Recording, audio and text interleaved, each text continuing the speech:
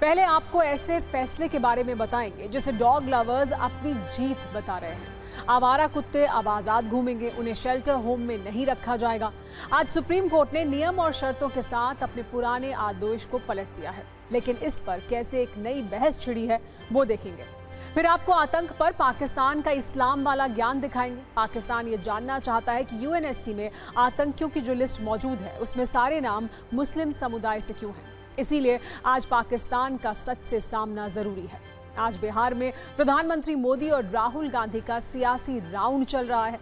PM Modi ने आज यहां से कई योजनाओं का उद्घाटन किया और बिहार के लोगों को आरजेडी और कांग्रेस से सतर्क रहने की नसीहत दी। राहुल वोट अधिकार यात्रा से इसका जवाब कैसे देंगे, ये देखते हैं। बिहार में स्पेशल इंटेंसिव रिवीजन यानी एसआईआर पर सुप्रीम कोर्ट ने कहा है कि चुनाव आयोग ने हमारे नियम मान लिए हैं। अदालत ने विपक्षी पार्टियों से पूछा है कि वो मतदाताओं की मदद के लिए क्या कर रही है। अब अगली सुनवाई 8 सितंबर को होगी। आज एक दिलचस्प सियासी खबर बंगाल से भी आई है। पीएम ने आज कोलकाता में 3 नए मेट्रो रूट को हरी झंडी दिखाई और दूसरी योजनाओं का शिलान्यास भी किया। लेकिन खास बात यह है कि पीएम मोदी के इस कार्यक्रम से सीएम ममता बनर्जी ने उचित दूरी बनाकर रखी। एक बड़ी राजनीतिक खबर यह भी है कि टीडीपी ने एनडीए के उपराष्ट्रपति कैंडिडेट सीपी राधाकृष्णन का खुलकर समर्थन किया है।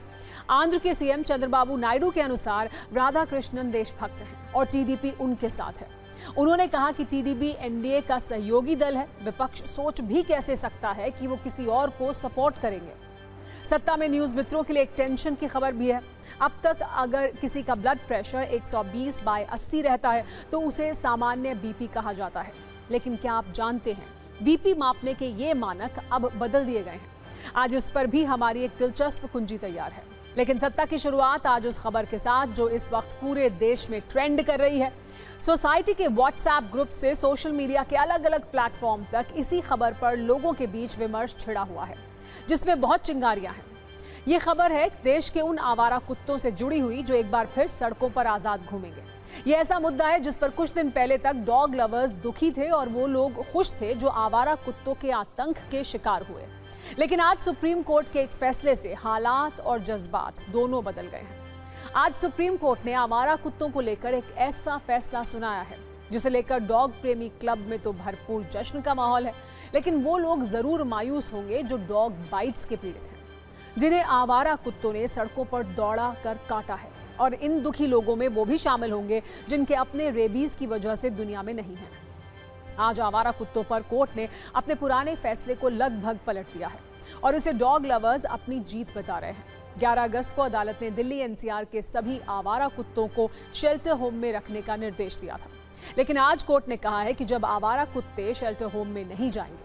पहले सुप्रीम कोर्ट ने कहा था कि डॉग शेल्टर होम में ही आवारा कुत्तों की नसबंदी और टीकाकरण हो, लेकिन अब कोर्ट का निर्देश है कि नसबंदी और वैक्सीनेशन के बाद कुत्तों को छोड़ दिया जाए। पहले कोर्ट का ऑर्डर था कि सभी तरह के आवारा कुत्ते शेल्टर होम में रखे जाएं, लेकिन अब कोर्ट का ऑर्डर है कि सिर्फ रेबीज से संक्रमित बीमार और आक्रामक कुत्ते ही शेल्टर होम में रखे जाएंगे। अदालत ने पहले कहा था कि वैक्सीनेशन के बाद भी कुत्तों को ना छोड़ा जाए, लेकिन आज अदालत का आदेश है कि जो कुत्ते अब तक शेल्टर होम में भेजे गए हैं उन्हें भी तुरंत छोड़ दिया जाए। और सबसे जरूरी बात, पहले अदालत का ये निर्देश सिर्फ दिल्ली एनसीआर तक सीमित था, लेकिन अब कोर्ट ने आवारा कुत्तों को लेकर जो आदेश दिया है वो देश के सभी राज्यों के साथ केंद्र शासित प्रदेशों पर भी लागू होगा। इसके अलावा देश भर की निचली अदालतों में आवारा कुत्तों से जुड़े लंबित मामले सुप्रीम कोर्ट ट्रांसफर होंगे। हालांकि आज अदालत ने अपने पुराने आदेश पर आंशिक रोक के साथ जो 7 बातें कही हैं वो डॉग लवर्स को भी नोट कर लेनी चाहिए। पहली बात यह है कि आवारा कुत्तों को कोई सार्वजनिक स्थान पर खाना नहीं खिलाएगा। दूसरी बात, हर वार्ड में आवारा कुत्तों के लिए विशेष फीडिंग जोन बनेगा और सिर्फ निर्धारित जगह पर ही स्ट्रीट डॉग्स को खाना खिलाया जाएगा। इन नियमों का उल्लंघन करने वालों के खिलाफ शिकायत दर्ज की जाएगी। कोर्ट के अनुसार पशु प्रेमी आवारा कुत्तों को गोद लेने के लिए आवेदन कर सकते हैं, लेकिन एक बार गोद लिए गए कुत्ते को दोबारा सड़क पर नहीं छोड़ा जा सकेगा। आज अदालत ने याचिका लगाने वाले एनजीओ को 2 लाख और डॉग लवर्स को 25,000 रुपए कोर्ट में जमा कराने को कहा है। इस राशि का उपयोग आवारा कुत्तों के लिए तैयार होने वाले बुनियादी ढांचे और सुविधाओं के लिए किया जाएगा। पहले आप सुप्रीम कोर्ट के इस फैसले पर डॉग लवर्स की खुशी देखिए, फिर वो सवाल जिनका जवाब अब तक नहीं मिला है।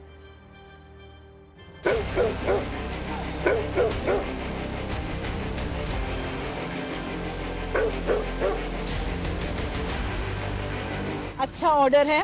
उन्होंने ये कहा है, और सबसे बड़ी बात, उन्होंने सारे स्टेट्स को इन्वॉल्व कर दिया इसमें। जो रेबीड डॉग्स हैं, अग्रेसिव डॉग्स हैं, according to them they will take to the ponds और एनिमल शेल्टर्स। और फीडिंग एरियाज के बारे में उन्होंने कहा कि एमसीडी एक फीडिंग स्पॉट्स बनाएगी and people will not be allowed to give food on the street. Supreme court ने आज डायरेक्शन दिया है कि जो भी जानवरों को सड़क से उठाया जाएगा उनको सिर्फ इम्यूनाइजेशन, वैक्सीनेशन और स्टरलाइजेशन के लिए उठा के वापस उनके एरियाज में दोबारा से छोड़ा जाएगा, जैसा कि एनिमल बर्थ कंट्रोल रूल्स 2023 बोलते हैं।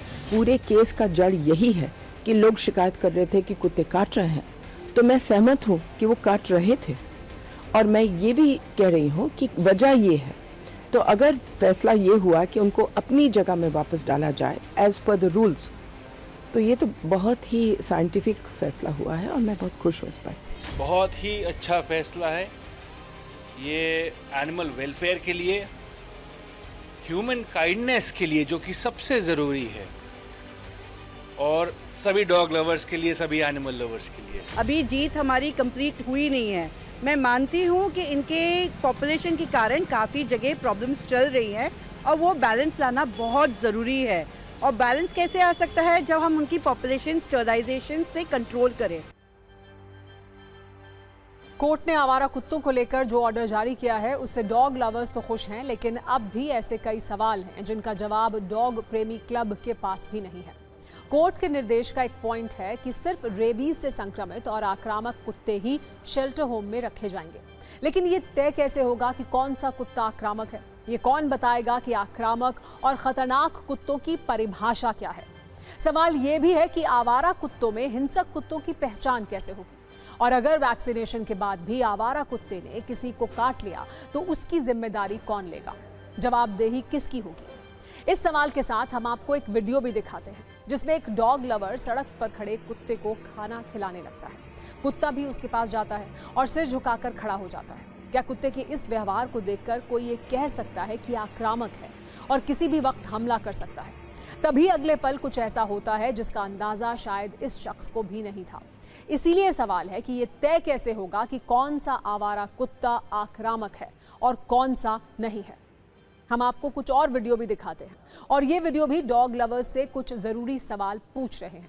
सुप्रीम कोर्ट ने कहा है कि आवारा कुत्तों को नसबंदी और वैक्सीनेशन के बाद वापस छोड़ दिया जाए। इससे डॉग प्रेमी क्लब खुश है, लेकिन आए दिन ऐसे कई वीडियो आते हैं जिसमें आवारा कुत्तों का झुंड राह चलते किसी लड़की पर या किसी बच्चे पर टूट पड़ता है, उनके शरीर को नोचता है, बुरी तरह घायल कर देता है। क्या ऐसे पीड़ितों को दलील दी जा सकती है कि घबराइए नहीं, कुत्ते का वैक्सीनेशन हो चुका है? आए दिन आप ऐसी खबरें पढ़ते हैं कि आवारा कुत्तों ने 6 महीने, 10 महीने या 2 साल की बच्ची को नोचकर मार डाला। उसके माता पिता को क्या ये दलील दी जा सकती है कि कुत्तों का वैक्सीनेशन कर दिया गया था? अगर कुत्तों के दौड़ाते वक्त या हमला करते वक्त कोई हादसा हो जाता है और किसी की जान चली जाती है, तो क्या वैक्सीनेशन वाला तर्क तब चलेगा? जिन लोगों पर कुत्तों ने हमले किए, क्या उन्हें यह समझाया जा सकता है कि इंजेक्शन लगने के बाद कुत्ता काटना भूल गया है, या आवारा कुत्तों के बीच से आक्रामक कुत्तों को छांटने से ही कुत्तों के काटने की ये समस्या समाप्त हो जाएगी? यही सवाल और आशंकाएं उन लोगों के मन में भी हैं जो पहले डॉग बाइट्स के शिकार हुए हैं।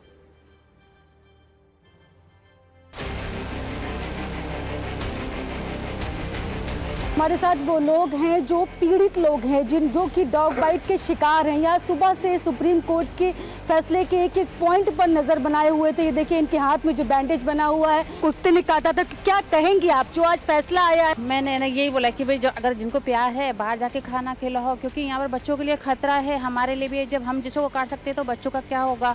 तो हम तो घर से निकलने से भी बहुत ज़्यादा डर रहे हैं। कोई भी जीव है वो कभी भी हिंसक हो सकता है, चाहे उसको रेबीज हो या ना हो।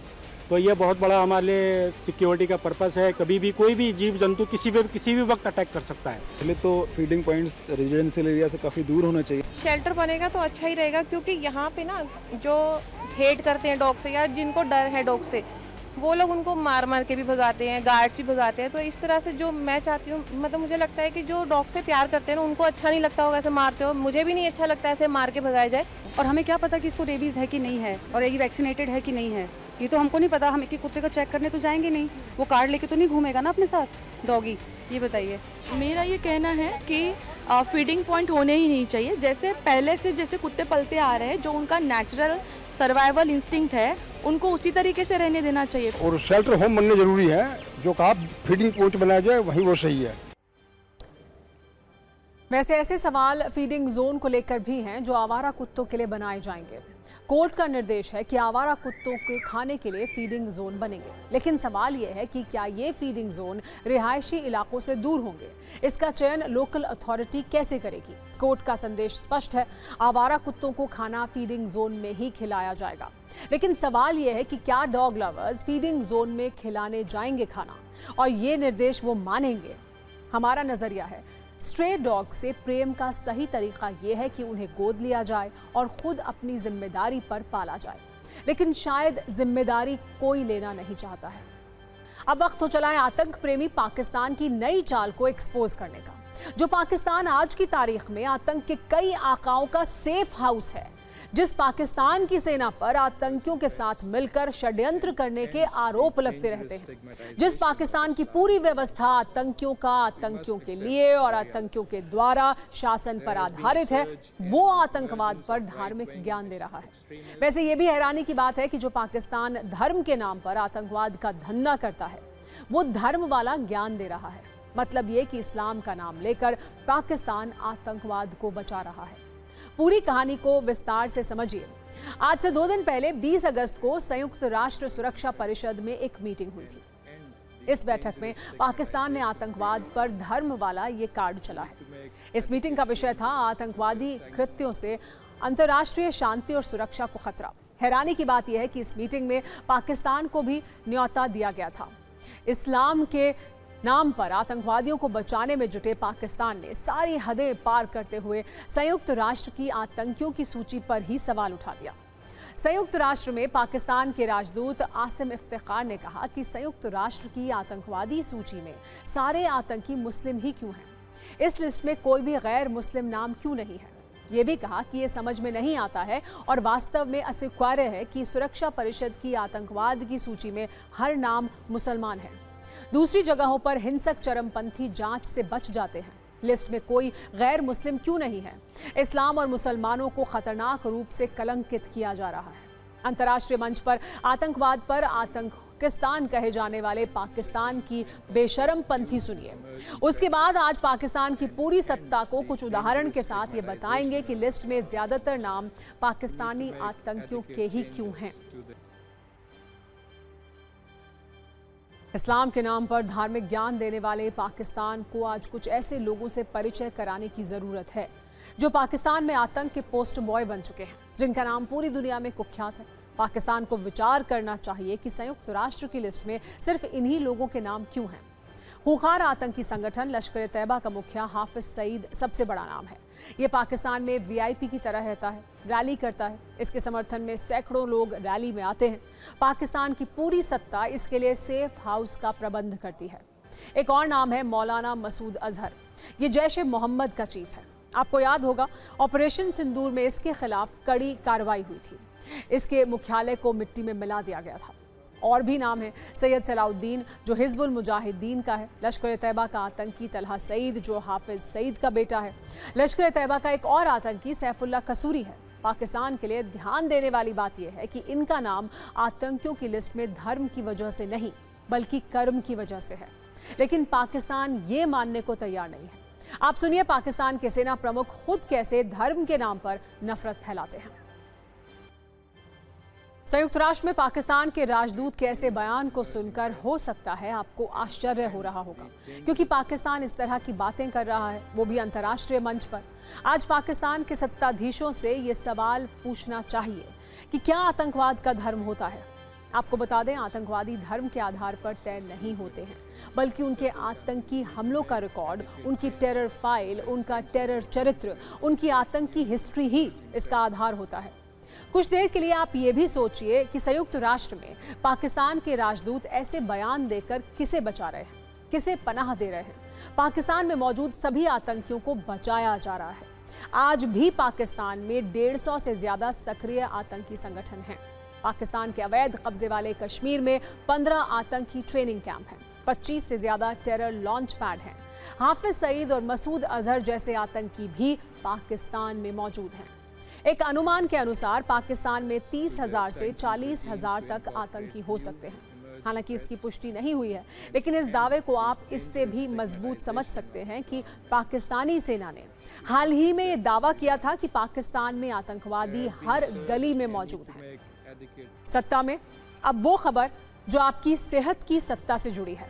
आप में से बहुत सारे न्यूज़ मित्र ऐसे होंगे जो अक्सर अपना ब्लड प्रेशर चेक करते होंगे, जिसकी रीडिंग देखकर ये तय करते होंगे कि ब्लड प्रेशर सामान्य है या फिर सामान्य से ज़्यादा है। शायद आप में से बहुत सारे न्यूज़ मित्र ये जानते हो कि कितना ब्लड प्रेशर होना सामान्य है, लेकिन अब इस जानकारी को अपडेट करने का वक्त आ गया है, क्योंकि अब ब्लड प्रेशर वाला पूरा हिसाब किताब ही बदल गया है।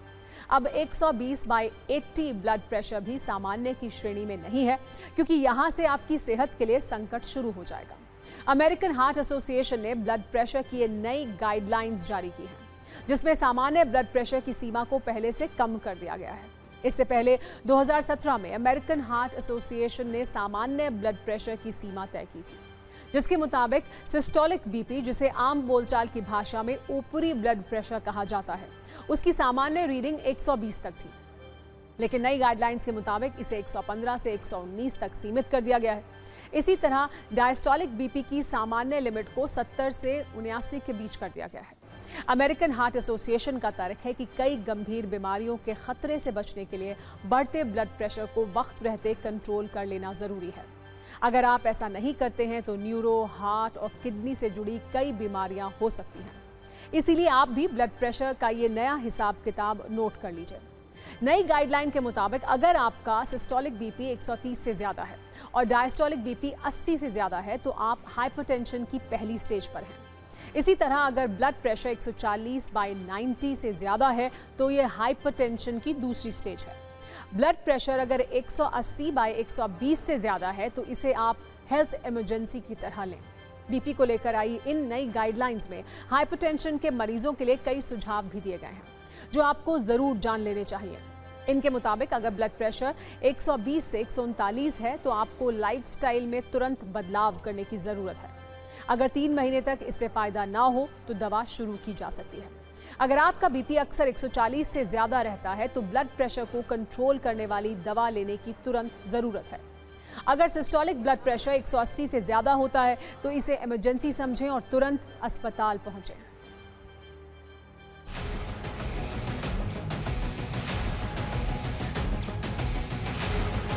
पहले हम लोग जब पढ़ते थे तो 160-90 या एज प्लस 100 कह देते थे। जैसे मेरी उम्र 72 साल है तो मेरा 172/90 तक नॉर्मल मान लिया जाएगा। वो तो बहुत पहले चेंज हो चुका है, 20 साल पहले। लेकिन अब जो लेटेस्ट 2025 की गाइडलाइन आई है उसमें हमसे ये कहा जा रहा है कि 120-80 के आसपास ही अपना ब्लड प्रेशर रखिए और जैसे ही 130 क्रॉस करे सावधान हो जाइए। तो हमारी ड्यूटी ये बनती है कि जिन लोगों का ब्लड प्रेशर 130-90 रहता है वो जब साइकिल चलाएंगे तो 140 हो जाएगा। जब वो और कोई जीना चढ़ने का काम करेंगे, चिल्लाने का काम करेंगे या सेक्सुअल एक्टिविटी करेंगे तो वो 180 तक पहुंच जाएगा। तो लोएस्ट इज़ द बेस्ट, ये आज का नारा है। ये सच है कि बीपी अगर हाई होगा तो खून की धमनियों का स्वास्थ्य अच्छा नहीं होगा, जिसके कारण ब्रेन हेल्थ, हार्ट अटैक का चांस बढ़ेगा, किडनी फेलियर का चांस बढ़ेगा या अन्य समस्याएं भी हो सकती है। मोटे तौर पे एक नॉर्मल व्यक्ति को अपने प्राकृतिक तरीके से जीवन शैली को ठीक रख के बीपी को कम रखना चाहिए। उदाहरण के तौर पर मैं डॉक्टर हूँ, मेरा बीपी 100/60 रहता है और पल्स रेट 65-70 रहता है, तो मैं इसको नॉर्मल मानूंगा।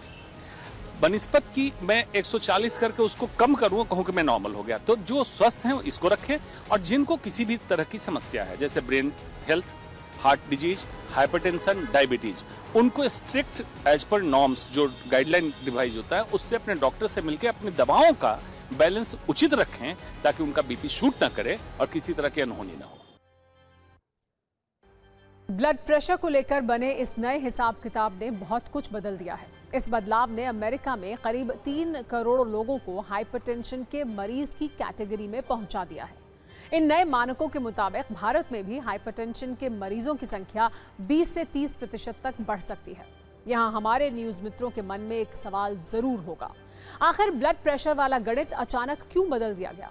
तो हम आपको ये बता दें कि ऐसा पहली बार नहीं हुआ है। अलग अलग रिसर्च और लाइफस्टाइल के हिसाब से ब्लड प्रेशर वाले गणित को पहले भी कई बार अपडेट किया जा चुका है।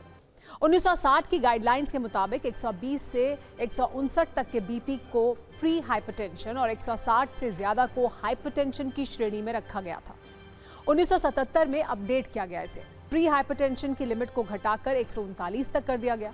140 से ज्यादा बीपी को हाइपरटेंशन माना गया।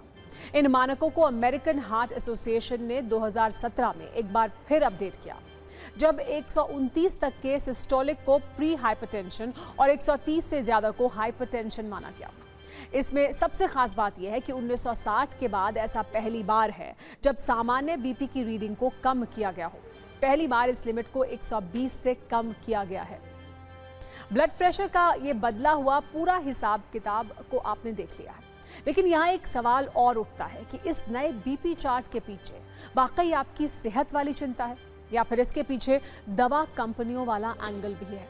ये तर्क इसलिए दिया जा रहा है क्योंकि अमेरिकन हार्ट एसोसिएशन की फंडिंग का एक बड़ा हिस्सा अलग अलग फाउंडेशन और दवा कंपनियों से मिले दान से चलता है। ऐसे में सवाल उठता है कि ब्लड प्रेशर की सीमा को बार बार बदलने के पीछे कहीं दवा कंपनियों को खुश करने वाला एंगल तो नहीं है। और अब कुछ सेकंड का एक ऐसा वीडियो देखिए जिसकी यूपी की राजनीति में काफी चर्चा है। चर्चा इसलिए क्योंकि वीडियो में यूपी के पूर्व मंत्री और राज्यपाल रह चुके कलराज मिश्र काफी गुस्से में दिखाई दे रहे हैं, वो भी उस मंच पर जहां यूपी के मुख्यमंत्री योगी आदित्यनाथ, यूपी बीजेपी के अध्यक्ष भूपेंद्र चौधरी और केंद्रीय मंत्री धर्मेंद्र प्रधान मौजूद थे। मंच से कलराज मिश्र इतने नाराज दिखे कि उन्होंने ये तक कह दिया कि उन्हें रोकने की कोशिश ना करें, वो अपने आप को बोलने से नहीं रोक पाएंगे। दरअसल 21 अगस्त को यूपी के पूर्व मुख्यमंत्री और राज्यपाल रहे कल्याण सिंह की चौथी पुण्यतिथि थी। बीजेपी इस दिन को यूपी में हिंदू गौरव दिवस के रूप में भी मनाती है। इसी मौके पर उनके बेटे रज्जू भैया ने अलीगढ़ में एक कार्यक्रम का आयोजन किया। इस आयोजन में मुख्यमंत्री योगी आदित्यनाथ, दोनों डेप्यूटी सीएम केशव प्रसाद मौर्य और ब्रजेश पाठक, केंद्रीय मंत्री धर्मेंद्र प्रधान, पूर्व मुख्यमंत्री उमा भारती और पूर्व राज्यपाल कलराज मिश्र समेत कई वरिष्ठ नेता मौजूद थे। कलराज मिश्र को इस कार्यक्रम में भाषण देना था। कलराज मिश्र और कल्याण सिंह ने वर्षों साथ काम किया था, इसलिए जब वो भाषण दे रहे थे तो भाषण थोड़ा लंबा खिंच गया। उनके भाषण के दौरान ही एक शख्स ने कलराज मिश्र को एक पर्ची दी। दावा है कि इसमें भाषण संक्षेप में खत्म करने का आग्रह किया गया था। ये पर्ची देखते ही कलराज मिश्र भड़क गए। गुस्से में उन्होंने कहा कि कल्याण सिंह के साथ मेरे जो संबंध रहे हैं, मुझे बोलने से कोई रोक नहीं सकता, कोशिश मत करना। उन्होंने कहा कि मैं खुद ज्यादा देर नहीं बोलूंगा। इसके बाद उन्होंने कुछ ही देर में भाषण खत्म कर दिया और सीएम योगी आदित्यनाथ के पास जाकर बैठ गए। तभी सीएम योगी ने उन्हें इशारों में कुछ कहा। हालांकि सवाल उठा कि कलराज मिश्र को बोलने से किसने रोका और वो क्यों नाराज हुए। एक बार आप वो पूरा वीडियो देखिए, फिर आपको बताएंगे कि असल में मामला क्या था जिसकी वजह से कलराज मिश्र को भाषण रोकना पड़ा। ये 5 कर्मनिष्ठाएं श्रीमान कल्याण सिंह जी ने घोषित किया था और उसके अनुसार लगातार काम करते रहे। हम दोनों मिलकर पूरी टीम के साथ लगातार काम करने में किसी भी प्रकार का, मैं करने जा रहा हूं भैया, किसने दिया है, मैं अभी समाप्त करने जा रहा हूं। भैया मुझसे अगर बुला रहे हो तो मेरे जो कल्याण सिंह जी के संबंध रहे, मैं अपने को रोक नहीं पाऊंगा, इसलिए मुझे रोकने की बात मत सोचो। मैं संक्षेप में बोलूंगा, लेकिन हमारे संबंध जिस प्रकार के रहे हैं उसको न राजू जी आज जानते होंगे न संदीप जानता होगा। बहुत अभिन्न संबंध था, परस्पर इतना जबरदस्त विश्वास था कि कोई बात होती थी तो कहते थे कलराज जी से पूछ लो, मैं कहता था कल्याण सिंह से पूछ लो। मुख्यमंत्री और अध्यक्ष दोनों के बीच में इतना परस्पर का संबंध पूरा हिंदुस्तान याद करता है। दरअसल इस कार्यक्रम में यूपी के सीएम को भी बोलना था और वो अपने तय वक्त पर कार्यक्रम स्थल पर पहुंच गए थे, लेकिन नेताओं के लंबे भाषण के कारण सीएम योगी को देर हो रही थी। सीएम को लखनऊ के लिए वापस उड़ान भरनी थी और कार्यक्रम तकरीबन 40 मिनट की देरी से चल रहा था। इसीलिए कलराज मिश्र के राजनीतिक कद को देखते हुए संचालक ने कागज पर भाषण को जल्द समाप्त करने का अनुरोध किया, जिसको पढ़ने के बाद कलराज मिश्र ने अपना भाषण रोककर पूछा कि ये किसने दिया। जवाब न मिलता देख उन्होंने दोबारा भाषण शुरू तो किया, लेकिन ये कहना नहीं भूले कि जब मुझे भाषण के लिए खड़ा किया है तो रोका ना करो। कलराज मिश्र ने भाषण रोकने की पर्ची पर नाराजगी भी जताई और कहा, मैं समाप्त कर रहा हूं। इस दौरान मंच पर मौजूद सभी बड़े नेता थोड़े असहज भी हुए। हालांकि जब वो सीएम योगी के पास पहुंचे तो दोनों नेताओं ने मुस्कुरा रहे थे और इशारों में कुछ बात भी कर रहे थे। लेकिन आप में से कई न्यूज मित्रों ने एक वेब सीरीज देखी होगी जिसका टाइटल था चाचा विधायक हैं हमारे। कॉमेडी पर आधारित इस वेब सीरीज का नाम राजनीति पर एक कटाक्ष है। इस वेब सीरीज के बाद गली मोहल्ले के छोटे मोटे नए लॉन्च हुए नेताओं में चाचा विधायक हैं हमारे वाला डायलॉग खूब लोकप्रिय हुआ। अक्सर पुलिस के सामने धमक दिखाने के लिए चाचा विधायक हैं हमारे जैसे डायलॉग का इस्तेमाल किया जाता है। लेकिन अब वेब सीरीज की रील वाली दुनिया से अलग असल दुनिया में भी एक ऐसी ही राजनीतिक वेब सीरीज देखने को मिल रही है, जिसे आज हमने नाम दिया है पापा मिनिस्टर हैं हमारे। पूरी तरह हिंदी में कह सकते हैं कि पापा मंत्री हैं हमारे। आज ये राजनीतिक वेब सीरीज पूरी तरह से उत्तर प्रदेश के लिए एक्सक्लूसिव है। हमें उत्तर प्रदेश एक्सक्लूसिव इसलिए इसे कह रहे हैं क्योंकि यूपी के जल शक्ति मंत्री स्वतंत्र देव सिंह के बेटे को अभिषेक सिंह को वीआईपी प्रोटोकॉल देने का आरोप लगा है। अभिषेक सिंह ना तो किसी पद पर हैं और ना ही वो इसके लिए अधिकृत हैं, लेकिन उनकी एक बड़ी योग्यता यह है कि वो यूपी के ताकतवर मंत्री के सुपुत्र हैं। इसीलिए आरोप यह है कि उनके निजी सचिव आनंद सिंह ने बाकायदा डीएम और एसपी को प्रोटोकॉल के लिए चिट्ठी भेजी। अब इसी वीआईपी प्रोटोकॉल को लेकर राजनीतिक हलचल मची हुई है। इस पर हमने एक कुंजी तैयार की है। इस कुंजी का शीर्षक है पापा मंत्री हैं हमारे। अब खबर पर आते हैं। ये पूरा मामला 15 अगस्त से जुड़ा है। स्वतंत्रता दिवस पर यूपी के उरई में आयोजित तिरंगा यात्रा में अभिषेक सिंह शामिल होने आए थे। आरोप है कि आयोजन को देखते हुए जल शक्ति मंत्री के निजी सचिव ने प्रशासन को निर्देश दिए और प्रोटोकॉल का पत्र भेजा। इसमें स्पष्ट किया गया था कि जिले में मंत्री की तरह अभिषेक सिंह को भी सुरक्षा, स्वागत और दूसरी सुविधाएं दी जाएं। इतना ही नहीं, ये प्रोटोकॉल पत्र स्थानीय अधिकारियों को भी मार्क किया गया था। 14 अगस्त की तारीख वाली एक कथित चिट्ठी भी वायरल है, जिसमें लिखा है, मंत्री के बेटे अभिषेक सिंह 15 अगस्त को उरई में तिरंगा यात्रा में शामिल होंगे, इसलिए उनके आने जाने और कार्यक्रम में भागीदारी के लिए आवश्यक व्यवस्था सुनिश्चित की जाए। आरोप लगा कि उनकी अभिषेक सिंह की सुरक्षा में एक गनर को तैनात किया गया था। उस तिरंगा यात्रा में वीडियोस भी सार्वजनिक हैं, जिसमें जल शक्ति मंत्री स्वतंत्र देव सिंह के बेटे को अभिषेक सिंह को देखा जा सकता है। जैसे ही ये पत्र सोशल मीडिया पर लोगों की नजरों में आया, यूपी के पॉलिटिकल सर्कल में एक बहस छिड़ गई कि आखिर किसी मंत्री के बेटे को सरकारी स्तर पर इतनी विशेष सुविधा क्यों दी जा रही है। विपक्षी दलों और आम जनता ने भी सवाल उठाने शुरू कर दिए।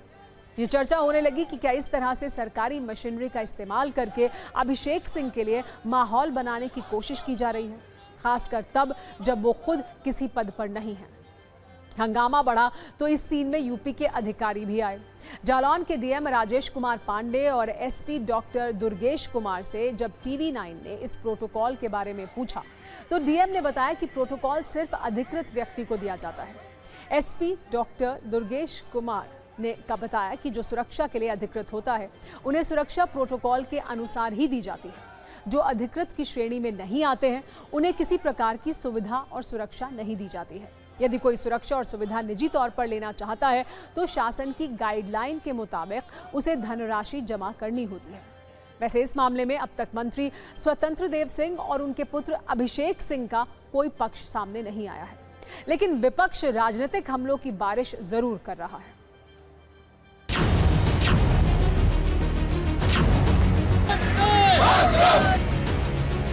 मंत्री के निजी सचिव ने पत्र लिख के दिया है डीएम को कि उसके लिए उनको वहाँ से पूरा प्रोटोकॉल दिया जाए। ये क्या है? मैं समझता हूँ कि ये पूरे प्रदेश के अंदर, उत्तर प्रदेश के अंदर ये इन लोगों ने एक अपना एक जागीर बना लिया है कि जो भी सरकारी तंत्र है वो हमारा है, हमारे परिवार के लिए, और जो भी जब भी चाहते हैं उसका इस्तेमाल करते हैं, दुरुपयोग करते हैं। और ये सरकार, मैं समझता हूँ, पूरी तरीके से इसमें इन्वॉल्व है।